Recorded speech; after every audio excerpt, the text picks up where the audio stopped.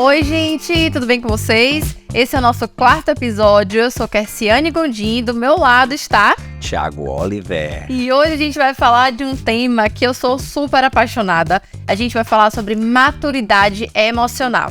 Thiago, eu acho você uma pessoa super madura emocionalmente, né? Eu acho que você lida muito bem com várias situações difíceis que te aparecem. E eu queria que você contasse pra gente de onde é que vem essa inteligência emocional. Primeiro eu tenho que questionar, né? Se de fato eu tenho toda essa inteligência emocional. Mas eu acredito que sim, em algumas áreas, principalmente nessa parte relacional, né? Nesse convívio com as pessoas, principalmente para tomar decisões ou para gerir conflitos, eu acredito que eu tenho, assim, essa inteligência emocional. Da onde vem? Acredito que vem um pouco da minha criação, né? Os meus pais sempre tiveram dentro de casa esse momento, vamos sentar, vamos conversar, vamos negociar. Então acaba imprimindo na gente um pouco da inteligência deles, passando pra gente. Tem também com o fato de eu ter começado a minha vida na igreja.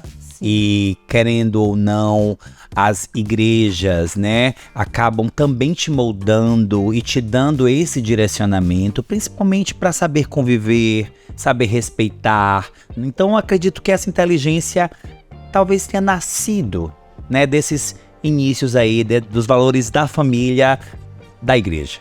Muito bom.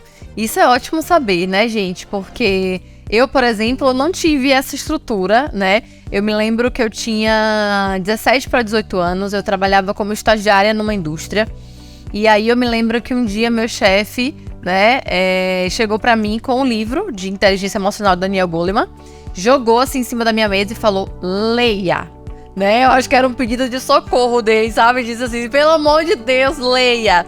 E ali eu fui entender por que que ele agiu dessa forma.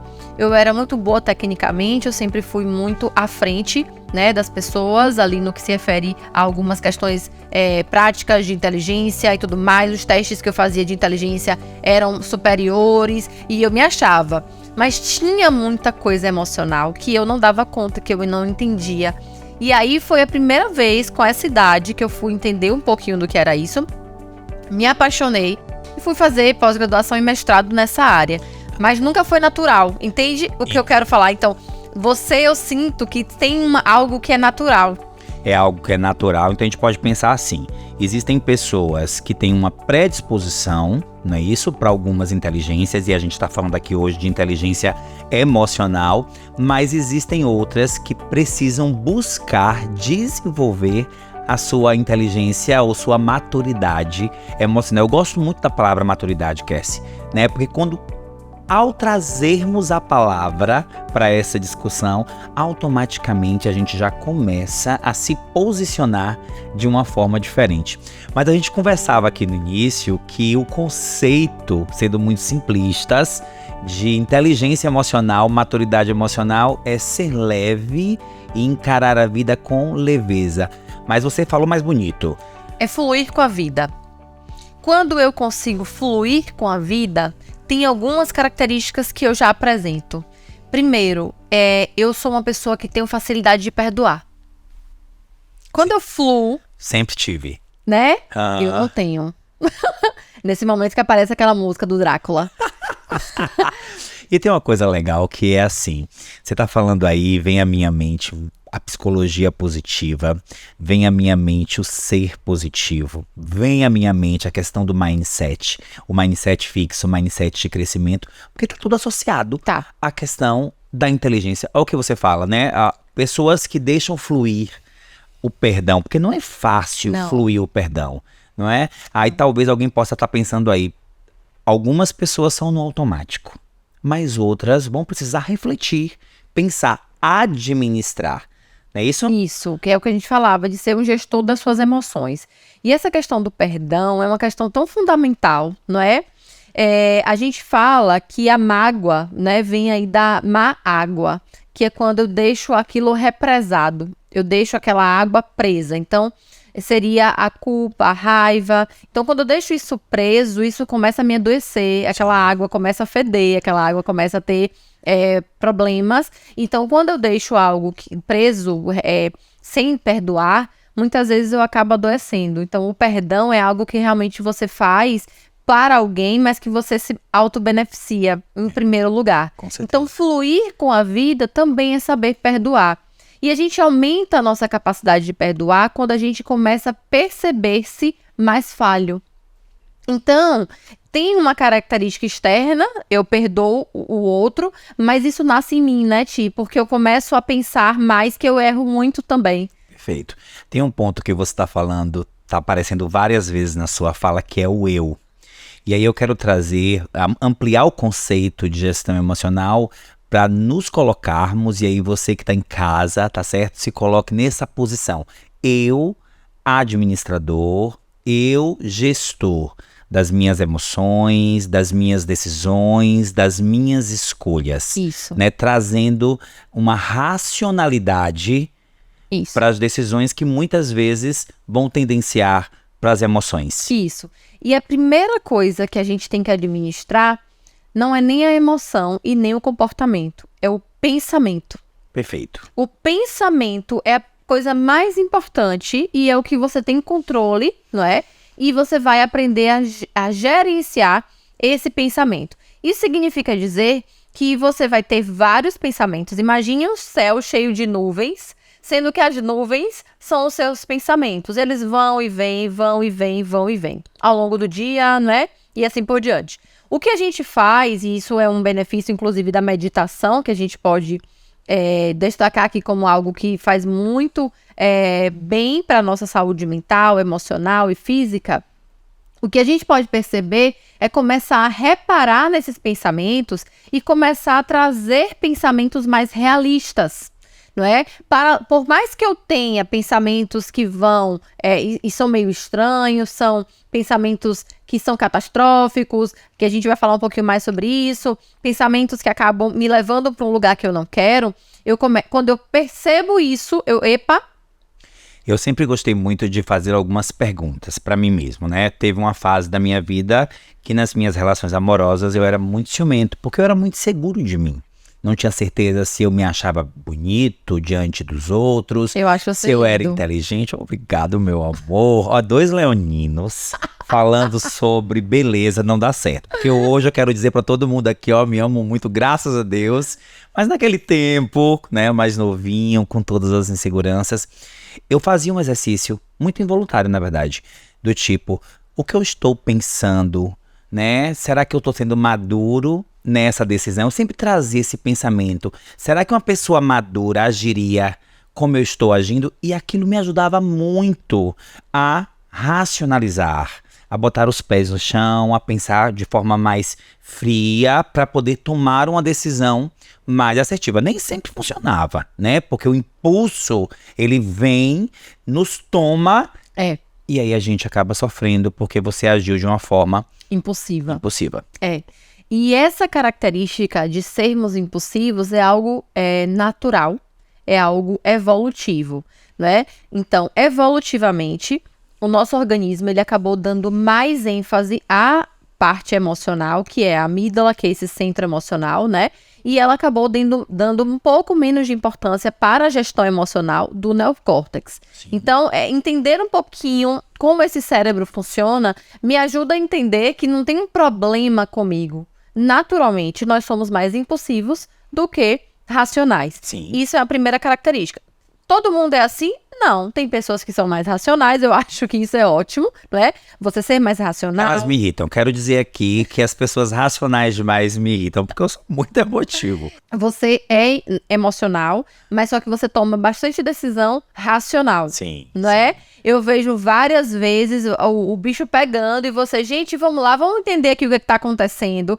Então, eu acho que você é uma pessoa que não age por impulso, né? Eu acho que você é uma pessoa que sabe ouvir, né? Ouvir para entender e não ouvir para responder. Então, eu acho que, de fato, naturalmente você tem uma tendência a ser emocional, mas você acaba conseguindo, por profissão, por maturidade, você acaba conseguindo trazer o componente racional para aquele momento. E tem uma coisa interessante, Cassie, como chegar a esse lugar, né? Não querendo adiantar já tudo do podcast, mas trazendo para vocês, e vocês podem assistir os episódios anteriores, porque a gente discute isso lá em desenvolvimento pessoal, tem a ver com desenvolvimento pessoal. Essa inteligência, maturidade emocional tem a ver com você querer ser diferente. Você querer melhorar todos os dias. Porque fica muito no imaginário essa coisa do desenvolvimento pessoal, como a gente disse lá no outro episódio. Mas é preciso buscar. E buscar ferramentas. Não é buscar se entender, como você falou. Começa pela relação intra. Isso. Não é isso? Essa maturidade de você com você mesmo. Isso. Para partir, nós, no interpessoal. E aí pro coletivo ainda mais. Isso. Eu começo pensando, o que há em mim que eu preciso melhorar? Eu começo com o autoconhecimento, né? E conhecer-se é pensar como é que eu ajo nas relações, como é que eu ajo comigo mesmo, será que eu sou uma pessoa que eu evito estar com os meus pensamentos? Eu sou uma pessoa que eu chego em casa, a primeira coisa que eu faço é ligar a televisão, ligar o rádio, porque eu não consigo ficar em paz ali com os meus pensamentos, eu preciso de um barulho externo que me anestesie, que me tire do foco. Será que isso acontece? Ou eu sou uma pessoa que eu me sinto muito confortável comigo e com a minha companhia, não é? E aí a gente fala um pouquinho dos introvertidos e extrovertidos. Perfeito. Eu sempre gosto de diferenciar isso, né? Tem uma fórmula bem simples da gente diferenciar introvertidos e extrovertidos. A gente costuma dizer o seguinte, Ti. A gente conhece o introvertido ou extrovertido pela forma que ele recarrega as baterias. Então, digamos aqui, a gente teve uma semana super corrida, um dia super corrido, e aí você começa a pensar... eu preciso recarregar minha bateria. Eu vou pra casa agora, depois do programa, e aí eu penso, eu tenho que ficar quietinho ali no meu canto, recarregar ali, assistir um filme, descansar. Ou a primeira coisa que eu penso é ir encontrar com meus amigos pra recarregar minha bateria lá com eles. Me renovando lá. Então, o introvertido, ele acaba querendo ficar um pouquinho mais sozinho, um pouco mais ali, ou no primeiro núcleo familiar ali dele. Que pode ser um companheiro, companheira, pai, mãe, né?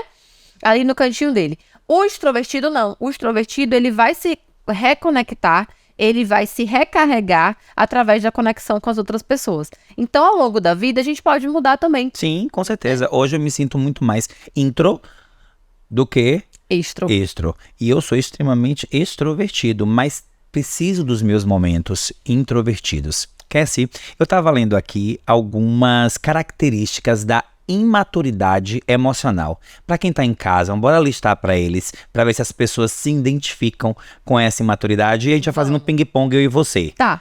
Se a gente identifica em um ou em outro, vamos fazer esse joguinho. Tá. Primeiro, pouca tolerância a frustrações. Isso. Acho que a gente já passou dessa fase. A gente já passou dessa fase. Mas quem é a pessoa que tem pouca tolerância? É aquela criança de 5 anos de idade, e quando o pai e a mãe diz uma coisa que não vai ganhar no supermercado, ele se joga no chão. Bate o pé. Tem muita gente que é assim, Sim. nas relações e no ambiente de trabalho, não é? E geralmente essas pessoas, elas costumam fazer aquele tratamento de silêncio. O que é isso?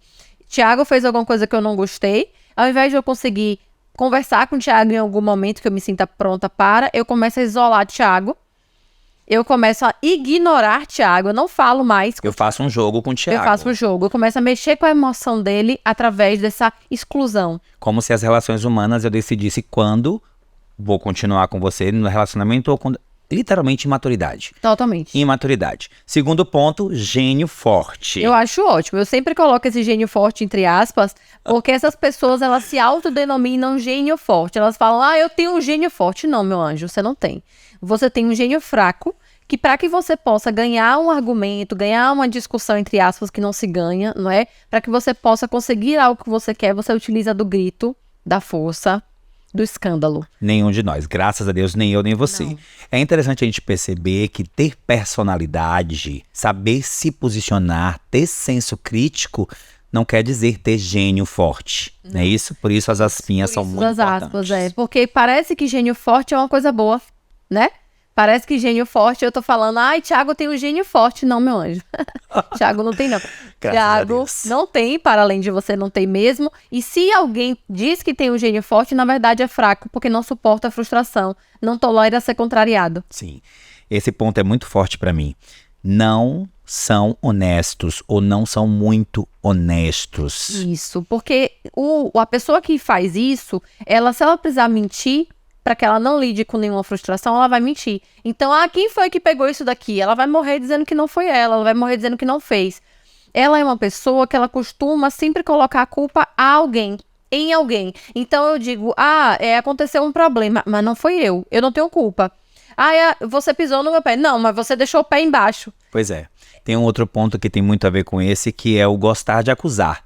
Da mesma forma que você está fugindo da responsabilidade, vamos dizer assim, né? A imaturidade emocional faz com que você transfira responsabilidades ou não queira assumir responsabilidades.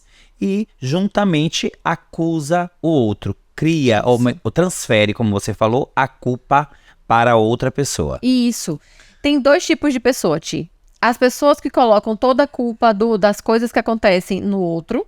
Sim. E as pessoas que puxam toda a culpa para si. Não é sadio a gente estar em nenhum dos 2 polos. Ótimo, então tem que ter um equilíbrio. Tem que ter o equilíbrio. Nem eu acho que tudo é culpa de Thiago.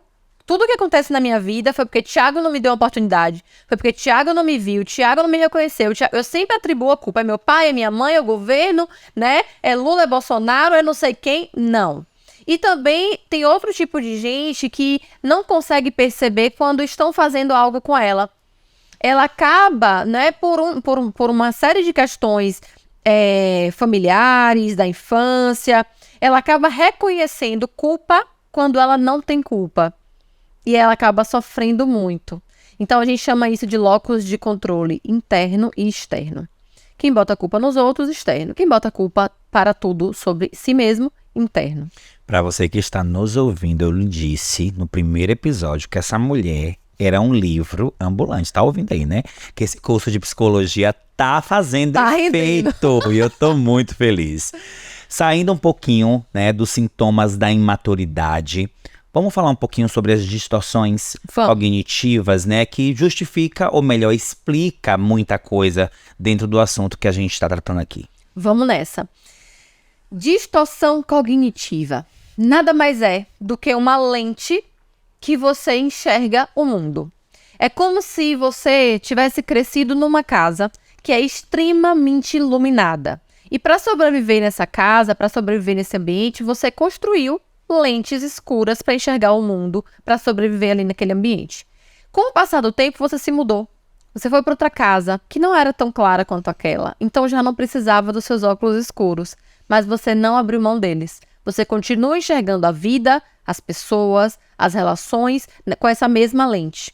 Então, essa é uma distorção cognitiva. Por isso que a gente falou anteriormente que inteligência emocional é fluir com a vida. Quando eu tenho maturidade emocional, eu estou numa casa muito clara, eu coloco meus óculos escuros. Eu vou para uma casa que não é muito clara, eu tiro esses óculos escuros. Significa dizer que eu tenho flexibilidade cognitiva e emocional para me ajustar. Eu diria até que é psicoadaptação, não é? A capacidade de se adaptar aos lugares, aos momentos, às intempéries e sobreviver a elas.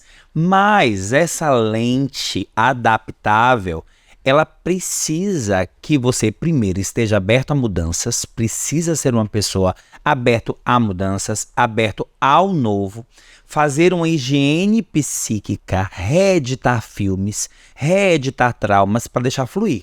Porque deixar fluir pode parecer fácil. Não é. Mas é algo construído todos os dias a partir do querer de provocar mudanças. Não é isso? E aí a primeira distorção cognitiva, vou ler aqui, tá?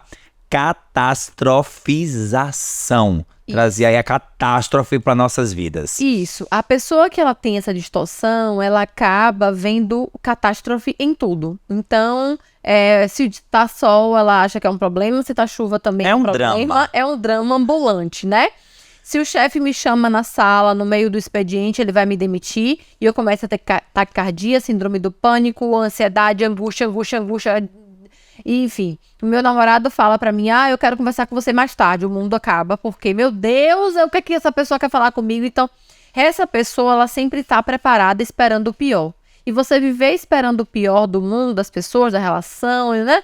faz com que você sofra muito, é muita angústia, muito peso que você coloca. E aí vem a questão da leveza. A pessoa que tem essa distorção, ela não consegue ser leve. Eu quero dizer para você que está ouvindo a gente que isso é muito sério. Observe o que a gente acabou de falar. Olha o peso de você conviver achando que tudo vai dar errado. Achando que as coisas não decolam para você, que vai acontecer algo ainda pior. Então você precisa procurar ajuda. Isso. Precisa de fato de ajuda profissional para tratar essa distorção. Exatamente. E aí tem as pessoas como eu, ou tudo ou nada, ou 8 ou 80. Eu tô brincando, mas em alguns aspectos eu sou assim. Eu falava no episódio passado da academia. Ou faço dieta, começo na segunda-feira, compro roupa nova, me preparo totalmente e corto tudo, né? As comidas que não deveriam de vez, ou não rola, né? Então tem isso, ou tudo Ou nada. ou nada. Quem tem essa distorção acaba não segurando muito tempo as mudanças que quer. Então começa radical demais com tudo, e esse é com tudo, né? De você sumir do mundo, ou você viver dentro da rede social. Ai, não sou eu não, Ou graças a você Deus. virar rato de academia, ou você nunca mais ir pra academia, né? Ou você entrar numa religião e se tornar radical demais naquilo, ou você ser zero, né? Ateu. Então, é muito importante entender essa tendência. Eu também tenho essa tendência de ser um pouco mais radical com as coisas. Então, perceber é a primeira questão, é a primeira condição. Eu me percebo muito radical, me percebo muito, né? Se eu não tirar 10 em tudo, eu sou um péssimo aluno. Tem um ponto importante para você se perceber, que é a autoavaliação, não é? Sempre ponderar as suas atitudes a partir de um olhar coletivo. Porque às vezes quando a gente se volta só para o nosso olhar, fixa somente no eu, sem olhar o coletivo, e a gente também tem falado muito sobre isso aqui, Sim. você acaba não tendo parâmetros para saber se aquela atitude sua, no caso essa extremista, tudo ou nada, ela tá te beneficiando ou tá te aprisionando. Isso, não é? Numa perfeito. perspectiva de não evolução, de não continuar. E eu queria chamar a atenção para o que o Thiago acabou de falar, e eu queria te trazer uma reflexão. Qual é a história que você está se contando sobre você? Essa história, ela precisa ser pensada, reeditada, né? Cuidada. Eu percebi, Ti, Sim. que eu estava contando uma história muito mal de mim em um determinado tempo. Eu percebi que eu contava histórias que muitas vezes eu era, né, a vilã. Eu percebi que eu ou me colocava como vítima das pessoas, das situações, né? E eu comecei a refletir sobre qual era a história que eu estava contando da minha história. Perfeito. Porque muitas vezes essa história, ela vem de um contexto, como você acabou de falar. Ela vem de um coletivo. A questão do amor próprio, da forma como a gente se vê, é altamente influenciada pelas histórias que a gente ouve as pessoas contando da gente. Ah, quando você era criança, você fazia isso, isso, isso e isso. Quando você foi não sei o que, você fazia isso. Ah, você fez tal coisa. Você acaba introjetando essas ideias que as outras pessoas falavam sem senso crítico. Você acaba acreditando Sim. nas E histórias. replicando. E replicando. E é como se você ficasse carimbado, fizesse uma tatuagem. E quando a gente está aqui te convidando a fluir com a vida, a gente está aqui te convidando a refletir qual é a história que você está se contando da sua história e te convidando a reeditar, ressignificar, reescrever essa história, né, sobre uma outra ótica. Que não é a do coitadismo. Que não é. É a ótica do eu consigo, eu sou protagonista, não é? Isso é um psicólogo que vai dizer, Viktor Frankl, que ele criou uma teoria, né? E ele comprovou essa teoria num campo de concentração nazista. Ele criou a logoterapia, que é a terapia ou a psicologia do sentido, quando ele vai dizer que cada um dá o sentido para a própria vida. E ele vai dizer que nós temos uma liberdade última. Eu adoro essa frase. Quando ele diz que nós temos uma liberdade última, ele está te dizendo, olha, eu não sei o que aconteceu com você. Eu não sei para onde sua vida caminhou, mas você tem uma liberdade última de fazer algo com o que te aconteceu. O que é que você vai fazer? Você vai fluir com a vida ou você vai ficar preso no que você não teve, no que não te deram, na história que te contaram. E aí você, né, acaba perdendo a sua essência porque você simplesmente acreditou no que te contaram. Perfeito. E aí, o que é que você está fazendo da sua história? Que história você está contando sobre você? A partir das distorções cognitivas, a partir do que a gente vem falando, dá para você começar a pensar que história eu preciso contar sobre a minha vida, não é? A história real, claro, uma história positiva, uma história de sucesso.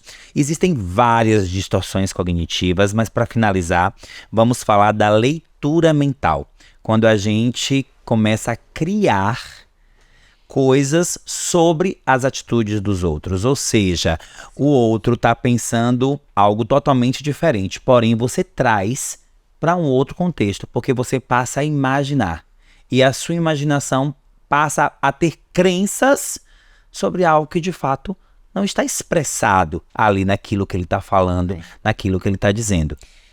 O meu pensamento sobre o que eu acho que o Thiago está pensando, eu penso, é o meta-pensamento, né? A metacognição. Eu penso que eu sei o que o Thiago está pensando, eu faço um juízo de valor, que eu penso que o Thiago está me julgando. A partir desse momento, esse pensamento faz com que a minha emoção mude. Essa emoção mexe com o meu comportamento e automaticamente, se eu acho que o Thiago está diferente comigo, eu me comporto diferente e também me afasto. Quando eu vejo, tá todo mundo diferente e ninguém sabe como foi que começou. Essa leitura mental é muito perigoso e acontece muito nas relações interpessoais, de líder, liderado e assim por diante, nas famílias também, né? E a leitura, ela vai muito também pelas expressões, né? Se Cassie hoje chegou mais séria, se Cassie chegou um pouquinho mais fechada, já é comigo. Já é um problema. Eu já tô achando que o mundo acabou. O que foi que eu fiz? O que foi que eu fiz? Ela tá fechada porque aconteceu um problema muito sério na vida dela, quando na verdade ela pode estar reflexiva. Não é? E essa coisa da bola de cristal, do adivinhar, eu já lhe convido para assistir o próximo episódio, porque a gente vai falar muito sobre relacionamento e tem muitos desses tópicos lá, mas é muito perigoso, porque causa em você uma ansiedade, causa em você coisas negativas, sentimentos ruins e interpretações sobre o outro que você nem tem direito de ter. E eu quero te dizer que se você tem um problema comigo, você tem que me dizer. Eu não tenho que adivinhar. E às vezes eu percebo, principalmente no relacionamento afetivo, que as pessoas acham que elas têm que adivinhar. O outro tem que adivinhar o que eu tô pensando, o que eu tô sentindo, o quanto aquilo me magoou. Não, ele não tem. Eu acho isso horrível. Vou dizer que eu começo as minhas relações dizendo isso. Não tenho bola de cristal, não sou bruxo, não sou feiticeiro. Adoraria ler mentes. Resolveriam muitas coisas. Mas, de fato, se você não me disser, se a gente não conversar, se você não expor, né, aquilo que você pensa, que você deseja, que você gostaria, infelizmente a relação não vai dar certo. Porque a gente não vai conseguir. E essa distorção é muito séria mesmo. A gente precisa pensar muito sobre isso, né? Essa coisa da leitura mental, de você imaginar, criar diferentes percepções sobre o outro ou sobre uma atitude que o outro teve, assim como o julgamento prévio também, Cassie. Eu te vejo e te julgo. Não posso. Eu tenho que dar um time. Eu tenho que saber mais. Eu tenho que te conhecer um pouquinho melhor para poder criar essas coisas. 2 dicas rápidas aqui, que o nosso tempo já está acabando. 2 ferramentas importantes para que a gente possa tentar melhorar aí. Não, na verdade, sermos inteligentes emocionais, sermos maduros emocionais, porque vamos sair desse podcast hoje mais maduros. Vamos. Amém. Vamos lá. Então eu acho... Rolou até um amei deles. Então eu acho que a galera tá aqui se acabando de rir, viu, gente? Eu acho que a gente devia ter uma câmera virada pra ele. E a gente ainda vai chamar o nosso patrocinador pra dar um oi no programa de hoje. Vai dar certo, vai dar tempo. Vai dar tempo, a gente vai colar essa parte em algum momento aí. Mas pra gente falar sobre como mudar, né, Ti? Porque eu acho que a gente falou sobre o problema e agora eu quero te convidar a refletir sobre a solução. Ou as soluções. Eu acho que uma primeira coisa é o autoconhecimento que você está tendo a partir do que você está ouvindo e o mundo está te dizendo que você precisa mudar, que tem alguma coisa que precisa melhorar, que você está se fazendo de vítima, que você está catastrofizando, né? Que você está no tudo ou nada, no 880, que você está fazendo leitura mental e está gerando sofrimento. Então, a primeira coisa é essa percepção de que eu preciso melhorar. E a segunda, eu acho que é buscar ajuda, né? Eu acho que a nossa família, se você não pode fazer uma terapia, porque terapia é muito importante, tem muitas coisas, inclusive isso tudo que a gente está falando é terapêutico, mas não é terapia. Então, se você puder, eu quero te convidar a fazer, de fato, uma terapia com um profissional da psicologia, né, que possa te ajudar a perceber coisas que você não está percebendo, porque nós temos muitos pontos cegos. Eu acho que é muito um problema que as pessoas não sabem disso, sabe, Ti? No carro a gente não tem ponto cego, Sim. Na nossa vida também tem. Tem um monte de coisa que a gente acha que não faz, mas faz. Eu, né, como vocês sabem, estudei psicanálise em algum momento. Gosto demais de lidar com pessoas, adoro ouvi-las e tentar entendê-las, mas precisei de ajuda, né? Teve um momento da minha vida, em outro programa a gente vai falar um pouquinho sobre isso, o momento em que a gente precisa ir para terapia, mas é muito importante porque é um profissional que estudou, que se debruçou para entender melhor os nossos problemas e nos orientar a partir do que a gente traz como dor, como necessidade. Então é muito interessante, eu também aconselho a todo mundo. E aí, pensando na inteligência emocional e no que Kersey falou, nesse passo a passo, né? Querer ser, mudar, desenvolver-se enquanto pessoa, enquanto ser humano, buscar o perdão, né? Liberar o perdão, que é muito importante, fazer a higiene psíquica, tirar coisas que te maltratam, que te deixam chateado, que te levam para lugares que não são legais mesmo, trazer coisas positivas, né? Não digo o positivo tóxico, né? Que acontece, tudo é muito lindo, tudo é muito maravilhoso, tudo é perfeito. Não é. A vida é feita de problemas e a gente vai gerenciando, vivendo e também das coisas felizes. Fluindo. E o recado é esse. Isso, mas vamos falar do RPD, né? Que é o Registro de Pensamento Diário, que é uma estratégia que você pode utilizar. Eu vou colocar aqui na descrição desse vídeo essas perguntas, tá bom? Então, a primeira pergunta e a primeira estratégia é trazer pensamentos mais realistas. Se eu tô indo para o lugar da catastrofização e tudo mais, viajando, sofrendo com o que eu tô pensando, eu vou trazer pensamentos mais realistas. Então, a primeira coisa, o que é que tá acontecendo? Sim. Qual é a situação e como você está se sentindo? Essa é a primeira pergunta. A segunda pergunta é, o que é que te faz acreditar que o que você tá pensando é verdade? Depois, o que te faz acreditar que o que você está pensando não é necessariamente verdade ou não totalmente verdade? Né? Quarto, o que eu diria para Tiago se ele estivesse passando pela mesma situação que eu?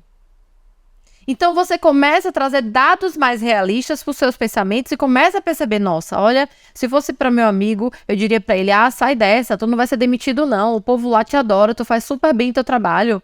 Né? Se fosse para minha outra amiga, eu te diria, não, seu namorado não vai te terminar com você não, ele é apaixonado por você. Olha, essa referência ou essa informação. A estratégia é justamente essa. Começar a se questionar, a se perguntar, para você encontrar as respostas mais fiéis para o que você está vivendo. E aí, uma outra estratégia também é colocar isso no papel, não fazer só isso verbalmente, porque às vezes você se perde. Então é importante escrever mesmo assim, sabe?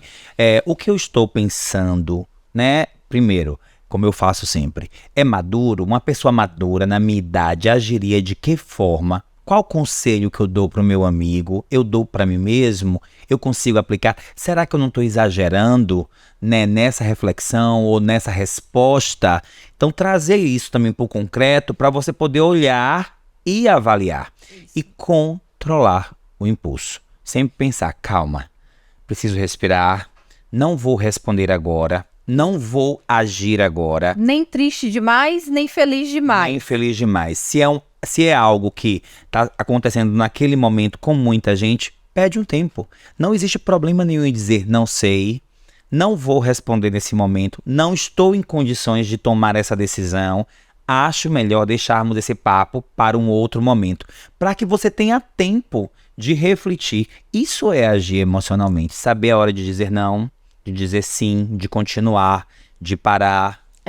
Saber dizer não é tão importante. Acho que precisava de um programa inteiro só pra gente falar de como aprender a dizer não. Acho um bom porque às vezes a gente acaba sem querer dizer não porque vai frustrar o outro.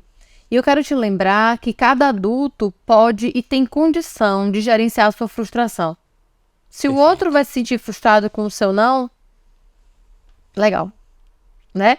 Para finalizar a estratégia, tem uma estratégia que a gente utiliza, que é o cartão ou o áudio de enfrentamento. Eu gosto do áudio porque às vezes é fácil para o cliente, na hora que vem a angústia, ele conseguir fazer e se conectar com esse áudio, ouvir esse áudio. Eu amo o cartãozinho. Você gosta do áudio? Eu prefiro os post-its espalhados pela casa, geladeira, espelho, banheiro. Ótimo, pode funcionar também, colocar os post-its, as informaçõezinhas. Então o cartão, ele vai ter a seguinte estrutura, Ti. Neste momento, você deve estar pensando em faltar academia, não fazer tal coisa, ou que vai ser demitido, ou que o relacionamento vai terminar. Então você diz o que é que você está pensando. Você deve lembrar que o quanto essa pessoa gosta de você, o quanto é importante você ir para academia, o quanto é importante economizar esse dinheiro para comprar a casa de praia, né? Então você deve... E aí vem com a estrutura do que você deve fazer em seguida. Então, esses 3 passos. Neste momento, você deve estar pensando que, né?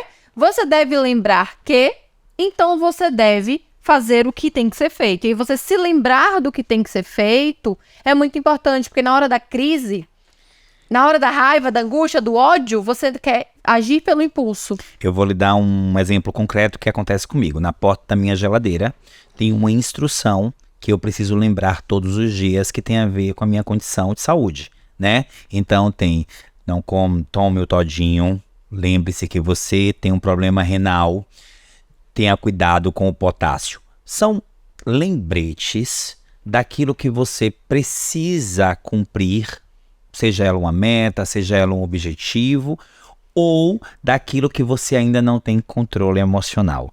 Então é muito, muito importante. Tem gente que quando precisa ficar mais magro, dá o upgrade no visual, coloca uma foto de como desejaria ser. E isso de fato funciona. Funciona. Mas o cartão, olha as perguntas que Kel está trazendo, porque elas fazem muito sentido. Primeira perguntinha para a gente fechar, Kel. A primeira pergunta, neste momento você deve estar pensando em... Perfeito. Então você deve lembrar que... Então você deve... Sempre fazer algo. Perfeito. Né? Então saia desse lugar, não pense dessa forma, ligue para alguém, né? E assim por diante você consegue a partir disso. Então sempre que a gente está falando de inteligência emocional, a gente está falando de não ceder ao impulso, né? Não ceder ao impulso. Depois a gente vai para as outras coisas que nós falamos aqui, do autoconhecimento, né? Da empatia, de se colocar realmente no lugar do outro e fazer com o outro o que ele quer que faça com ele e não o que eu espero que fizessem comigo. Porque se eu tô falando de empatia, a referência tem que ser o outro, não eu. Perfeito. E aí eu quero desejar, de fato, a todo mundo que está nos ouvindo, que busque, que queira, que tenha inteligência emocional, maturidade emocional, porque é uma sensação, um sentimento, de fato, de que você está dando certo, que as coisas estão dando certo de mais leveza. Eu quero convidar a Kel agora aqui para dar um oi para você que está nos ouvindo, um dos nossos patrocinadores maravilhosos. E olha que ele tá assim no style. Elegantíssimo. Eu vou até sair da cadeira para ele sentar aqui para falar com vocês. E a gente quer apresentar para vocês o nosso patrocinador, né? Bruno Paranhos, né, gestor da Intervídeo, e a gente quer que ele fale um pouquinho da Intervídeo, um pouquinho dele. Ótimo, obrigado pela possibilidade de estar aqui com pessoas incríveis que eu admiro, né, desde a época da faculdade, que é esse Thiago, são pessoas extremamente importantes na minha carreira. E assim, eu tô aqui como um dos sócios, né, da Intervídeo, para falar um pouquinho sobre essa empresa que traz essa parte tão importante, que é a produção de material audiovisual, né, que está super em alta agora. Todas as empresas procuram, todas as empresas querem e às vezes não sabem a quem procurar. Então, se você está se perguntando, poxa, eu tenho um casamento, não sei quem eu vou contratar, Intervídeo. Eu tenho um treinamento, não sei quem eu vou contratar, Intervídeo. Eu tenho uma palestra, Intervídeo. É a Intervídeo. É a roda aí, né? O que vocês precisarem de material de audiovisual, a gente faz. Tá? E com aquela qualidade, a empresa já tem mais de 30 anos, então assim, você vai estar confiando em uma empresa que tem aqui uma história. Mas é só na cidade de Feira de Santana? Não, a gente também está indo para São Paulo, para outros estados, dependendo do seu projeto, a gente pode sim ir até você, né? A gente está na plataforma nacional. E falando assim de cliente, a gente lhe dá muito trabalho? Não, pouquíssimo. Pouquinho. Fala a verdade, que o povo gosta de saber desses detalhes. Eles são um pouquinho exigentes, mas assim, é tudo para que o material que vocês tenham para ouvir, para assistir, fique da melhor forma possível. Então, assim, é super entendível, né? E espero que esteja todo mundo gostando, né, do conteúdo que a gente está produzindo com bastante carinho. Quer se aproveitando que ele tá aqui com a gente. Bruno, você se considera um cara, apesar de ser muito novo, inteligente emocionalmente? Emocionalmente, nem um pouco. É porque aqui é muito verdade, né? Muito verdadeiro. Mas inteligência emocional é uma coisa que eu tenho aprendido devagar e sempre, né? Que é uma forma mais interessante. E ouvindo aqui o programa enquanto vocês estavam gravando, já anotei um monte de coisa, né? Vou ouvir o episódio depois pra gente extrair essas coisas que são tão importantes pra gente. Às vezes a gente acha que é tão difícil, mas na realidade é só uma chave que precisa virar na nossa cabeça. Exatamente. Obrigado. Gente, esse é nosso patrocinador master. Vamos falar da riqueza, esse nome que já traz felicidade, porque é riqueza nos detalhes, riqueza no serviço, riqueza na assistência ao nosso carro. E você que tem seu carro e cuida dele, melhor serviço, riqueza. Exatamente. A gente vai deixar o arroba aqui na tela também. Eles são muito atenciosos, muito prestativos. Eu confio muito, né? Tem um preço justo, tem uma assistência muito bacana. Então, assim, quero agradecer ao pessoal da Riqueza, porque eles são muito bacanas com a gente, né? E já há muito tempo eles falavam que se a gente tivesse um programa, eles queriam patrocinar. Eu tô achando até que eu vou pedir um aumento nesse patrocínio, porque eu falei tão e não foi da Riqueza. Falou. E não podemos deixar de agradecer a Marcante, esse espaço lindo, com essa produção, com essa edição, juntamente com os meninos aqui da Intervídeo, fazendo esse podcast chegar até você cada vez melhor. Um beijo, Carlos Augusto. E é isso, vamos ficando por aqui? Vamos ficando por aqui e até o próximo episódio. Isso, e não esquece de ouvir a gente, de curtir o nosso vídeo também no YouTube, compartilhar. Estamos no Spotify. Estamos no Spotify. Estamos no YouTube, pertinho de você.